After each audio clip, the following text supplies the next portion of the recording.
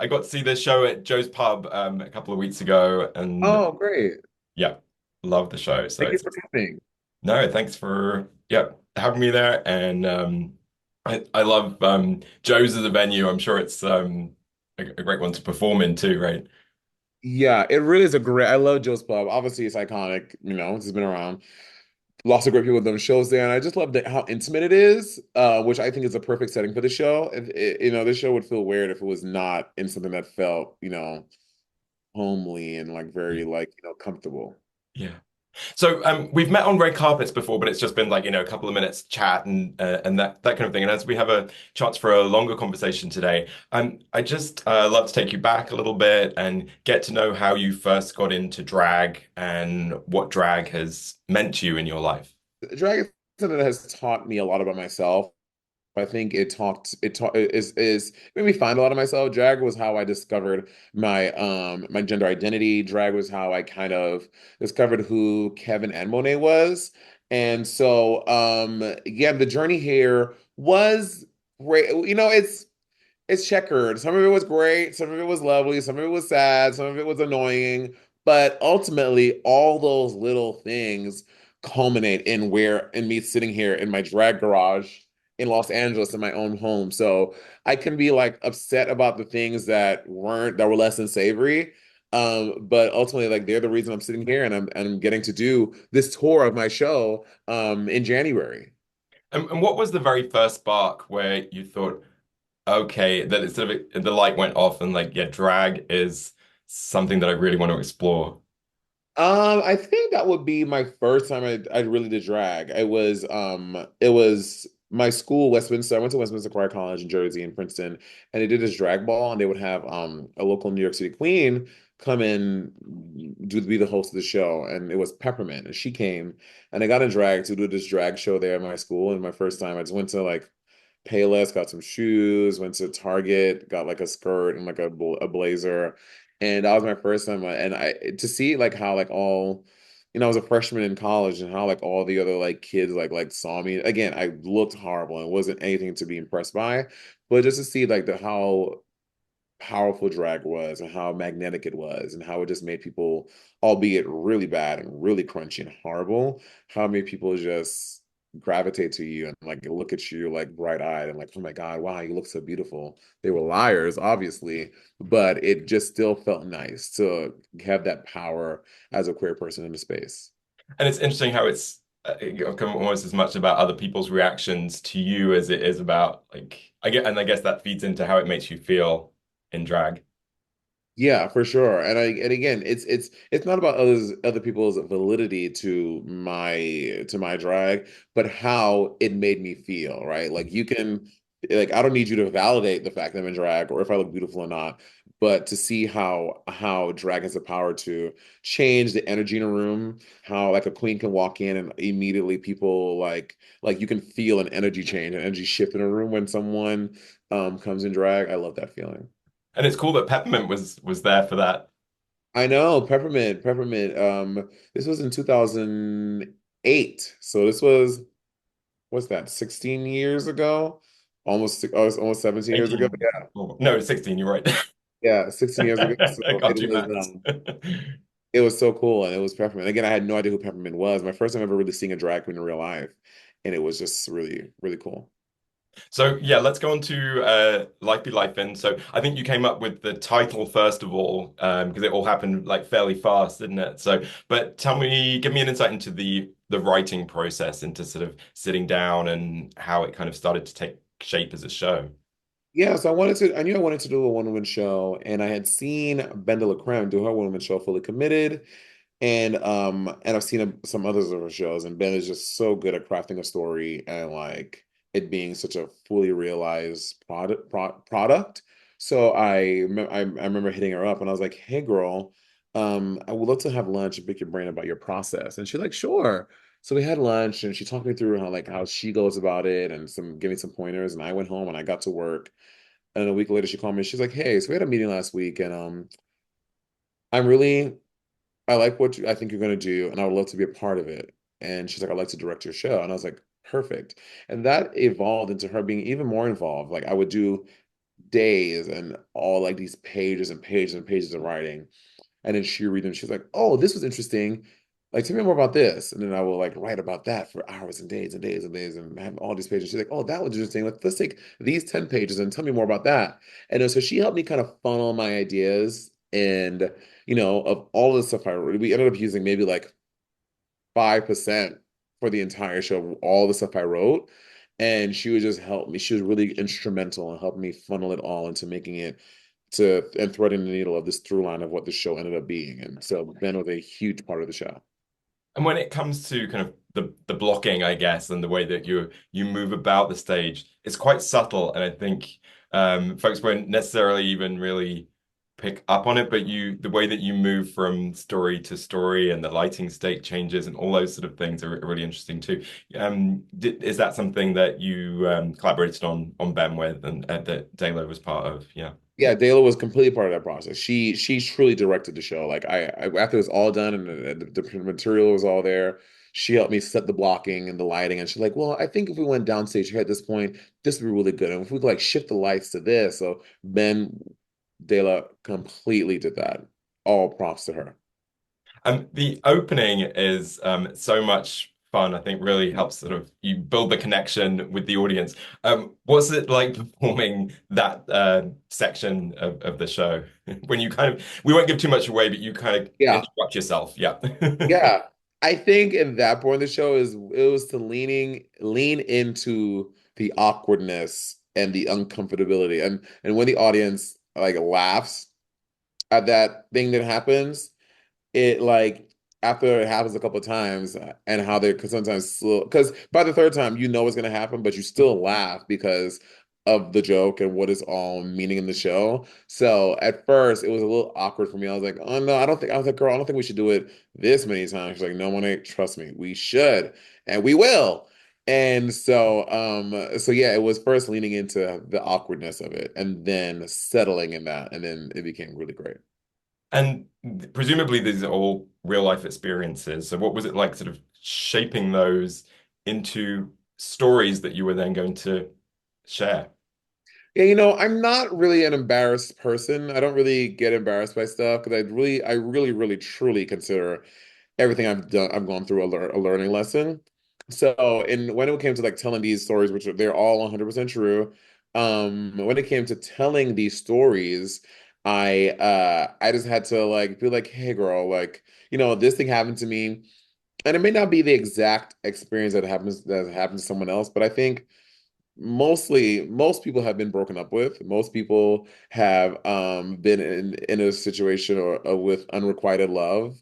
And I think those are things that we can all identify with and have experienced. So I think for me, I lean into the fact that I know other people have experienced this, and I know how I deal with it is different than how you deal with it, than how she does or they do. So that's what I lean into. It's something that we've all experienced, and no one in this world is, or I'm not saying no one. I'm sure that there is probably someone, but most people in this world are not going to leave this earthly plane without having their heart broken. Yeah, and as you've taken the show out, you performed in Edinburgh and in London. Have there been any changes in it in the show, or has it changed your perspective on yourself as a performer in any ways? There have been some changes. When I first really did the show, I did one previous show at the Dynasty Typewriter in LA. And then I did this shows in Edinburgh for 2 weeks, every day for 2 weeks. And I think I wasn't accounting for the language, or not language, but the regionalism of it. Because I'm an American with American experiences. Performing in the UK is gonna be a little different. They don't have the same references, like they don't know what the Bloods and the Crips are.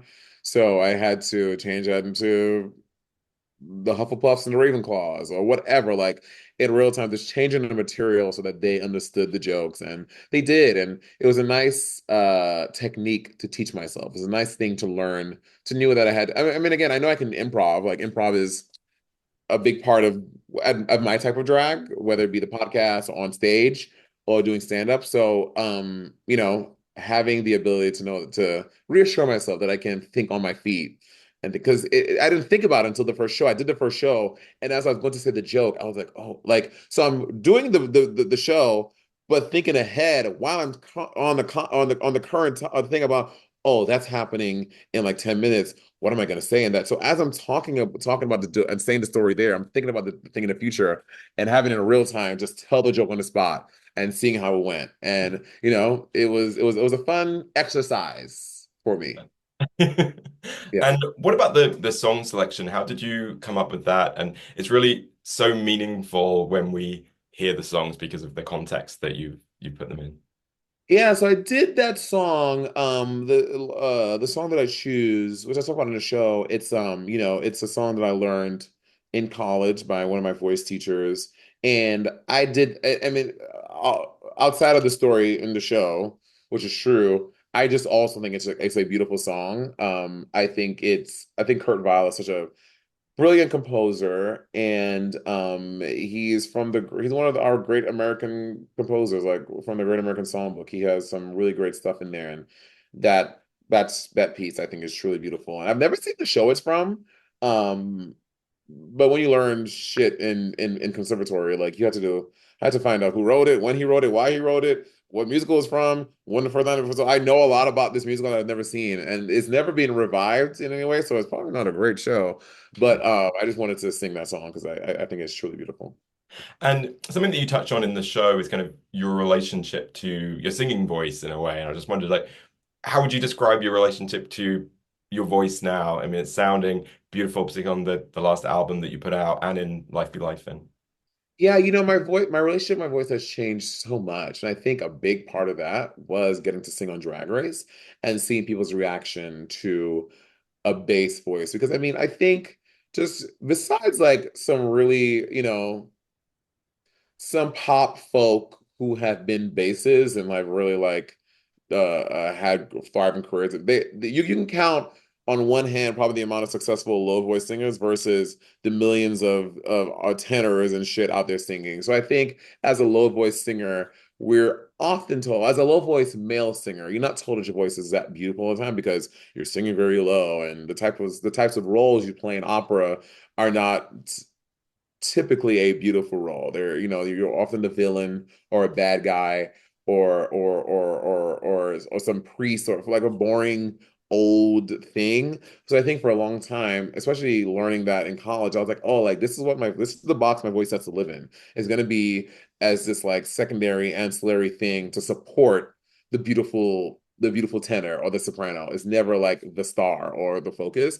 So I think that's what got in my mind that my voice was always going to be. And getting to sing the aria in Drag Race and sing that beautiful aria, people are like, oh my God, no, but you have this beautiful low voice and you're the star. So now I'm getting all these great opportunities to sing these roles with different operas and showcasing my voice and my talent and doing my own music and singing in my low voice.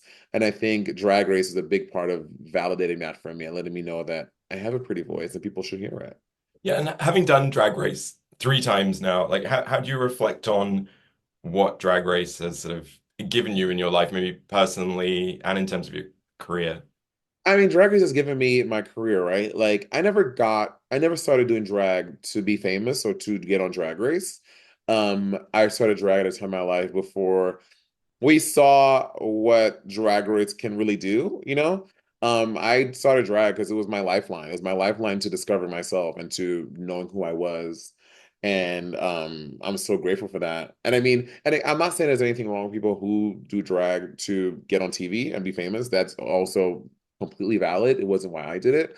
So if I never found Drag Race, I would probably still be doing drag to this point. I'd be very happy doing it. But because I was blessed to get on television and talk to RuPaul on his show a few times, I've gotten this really great career and I'm able to tour and do my music and make content and have people consume it and people want to see more of me. So I'm truly grateful for that. So, you know, I don't know what my life would be like if I never got on Drag Race because that's not what the reality is. But I would assume I would still be doing drag because I just love drag so much. And I guess the interesting thing about it is that it gets you attention, it gets you, a platform, but then it's really up to you what you do with it, which is something I was speaking to Bianca Del Rio about. I remember in terms of her saying, okay, yeah, well, people might know who I am, but then, then what? And as you're saying, all these what's your take on that? I know it sounds kind of obvious, but I think people might think, oh, they're on Drag Race, kind of their life's made, but it's obviously Well, at not. this point, there's so many girls from the show. Like you really have to do, you have to put in the work to distinguish yourself from everyone else because there are like hundreds of girls at this point, and like you have to do what is right for you and your career and what talent you have. And I think Bianca is someone obviously who has had a thriving, beautiful career because she's a great comedian, and she didn't just rest on, oh, I'm a drag race. Now I'm famous. What else? Like, no, she's like, hey, I'm on drag race. I'm a nasty, hateful bitch, and I'm going to monetize that, and I'm going to do shows across the world, doing that, and that is a talent I have. I have a talent to be mean and nasty, so why not do stand up and do shows around that concept? And she's so good at it. She's so good at being a troll, and it is working really well for her. Well, one of the things that I loved about Life Be Lifin is the relaxed delivery, the intimate delivery, and it really felt like you were just talking to your best friend, which is amazing as an audience member because then you kind of feel like that best friend. And how sort of naturally does that come to you? Have you always been like a natural storyteller, or was that something you worked on with this show particularly? I never, it's not something I ever really worked on, but it's something I get told a lot. Like even I have Monet Talks, and I just did a solo episode because we didn't have a guest and I still wanted to do a thing. And so this solo episode was me just talking at the camera for like 50 minutes, 50. And the comments, people were like, oh my God, I really hate solo episodes of YouTube shows or podcasts. But this was so relaxing because I felt like I was talking to my best friend. I guess I don't realize that's something I do. I'm not like telling these stories in a certain way or talking to camera in a certain way to evoke that feeling. It's just kind of how I talk, and I think it's just something that's natural or second nature to how I talk to people and tell stories. But yeah, I'm not trying I'm not trying to be relatable or personable. It just kind of just happens, and I'm grateful that that's just naturally is my thing. And because if it wasn't, it would really suck to be someone who likes to talk and no one wants to listen to. So I'm happy that I like to talk and people want to hear it. Yeah, so yeah, Monet Talks is your new podcast that you launched in October. Yeah. What's your kind of vision for that? Because obviously you've been a podcaster for a while now. So what did you want to do with this new one? I wanted to do any excuse, any chance to get away from Bob. He is literally a succubus or a leech in my life. So being able to do a project that he was not a part of spoke to me. And I get to talk to friends, other celebs, politicians, ex-boyfriends. I just have open and honest conversation and dialogue because I'm a naturally curious person. And I'm just so intrigued about people's lives and how they become who they are and talking about that. But also talking about and finding the relatability in these celebrities and these famous people and these famous drag queens. Like, yeah, you did all this, but I heard that you be tasting the fruit at Whole Foods. Why do that? Is that true? You know what I mean? So I find that stuff to be interesting, and I like to find that out about people. Yeah. And talking about Life Be Life, and you were kind of saying, doing it in London and Edinburgh, you were kind of aware of like maybe some cultural difference, language differences. What are you excited about taking this on tour in January here in the US? Well, I've been to, I think there's not a city I have not been to. I think the only one I have not been to on the tour is Asheville. So I'm excited to go there and just, Asheville, obviously they had a tough time this year because of a hurricane. And I'm just with shows like that, I'm more excited just to bring joy to those people because I mean, I know shit is tough and we've all been going through some crazy shit this year. So I'm happy to go to new places like and Asheville. I've been to Portland, Maine before also, but I didn't spend a whole lot of time. I've never been there and doing anything solo. So I'm excited to go to Portland, Maine and being like, oh, this is what people look like here. I'm excited. I'm excited to go to all these places. Quite good food in Portland, I think, because a lot of restaurants like try out a restaurant in Portland rather than bring it to New York, apparently. So it's worth In Portland, Maine? some good food. Yeah. Oh, good to know. I didn't know that. And we mentioned it briefly before, but I love the album, Rainbow Volume 1. Can you give me a bit of an insight into putting that album together and maybe give us a flavor for folks that haven't had a chance to hear it yet. Yeah, Great River Volume 1 is all R&B because R&B is one of my first loves of music. I love, love, love, love, love R&B, and I always wanted to put out, I like putting out music that I like listening to. Like, not to mention any names, but I've like heard some interviews of artists who kind of make music that they don't really like. They're making country music or they're making a rock music, but they don't really particularly like rock. And I'm like, that's so interesting to me to put out a genre of music that you don't quite listen to. But I like R&B, so I like to make music that is what I like. Like I'm at the gym, like listening to R&B. Like I'm not listening to a dance remix of Pink Pony Club. I'm listening to like Summer Walker or like Tank or like slow music at the gym. I know I'm a fucking weirdo. And so with Rare and Volume 1, it was all R&B, and it's talking about stories of love, my life, and things that I've gone through. And like I said, in Life Be Life, and it's such a small bit of what I've been through, and Gray Rainbow kind of tells even more of that story, specifically in love. And yeah, I have Volume 2 coming out next year, which is more upbeat. Because volume one it was a little more somber, a little more quiet, a little more serious. And volume two, we get to dance a little bit. And I'm really excited for the features I have coming on volume two. And I think it's going to be really fun. Exciting, yeah. So I'd love to ask you for your favorite piece of LGBTQ plus culture. So it could be a film, a TV series, a book, theater. Ballroom. It's definitely ballroom. I think ballroom is such a huge and important part of queer culture, queer legacy, queer history. Ballroom is just so rich and it has given us so much vernacular that we don't even know. Like ballroom is given not even queer people, but just the world at large. It has really informed a lot of our culture in fashion, in grammar, in vernacular. It is just so instrumental and so pervasive in so much of our lives. And I think it's just so beautiful. I think when we get shows like Legendary, which gave us a bigger peek into what volume was, we have music like Paris is Burning. You follow people like Deshaun Wesley, Leon Maldonado, Shannon, Balenciaga, like all the people online who were just injecting so much richness into our lives through the ballroom. Love it. I love ballroom culture so much. And I get into these like YouTube holes just watching these battles and these balls happening all the time. It's just so great.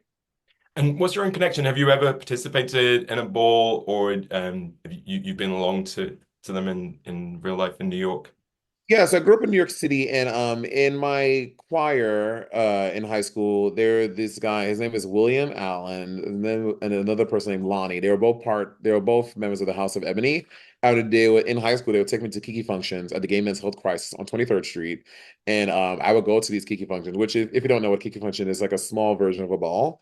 It's a more intimate, smaller. Like a ball is like a huge thing. There's like a judge's table, and there's like a whole production. A Kiki function is just more casual, a few people there bogan doing the categories and just having a good time. There are no stakes. You can't win trophies or anything at that or money. And so yeah, going to these kiki functions in high school, and I was like, and again, at that point I was quote unquote straight, but going to experience this and going to that, I was like getting little glimpses of my bubbling queerness. And that sort of had me sneaking into Escolita Club, which is on 38th Street and 8th Avenue in New York. I got a fake ID and I would go to Escolita, which Escolita was like the big ballroom club in New York. I think they've since closed down. Been closed for a couple of decades, like at least a decade and a half now, or a decade. And yeah, it was just so cool to sneak into this club and just see people just having balls in the club. It was amazing. Monét X So Change, good. thanks so much and all the best with the tour in January. Thank you so much.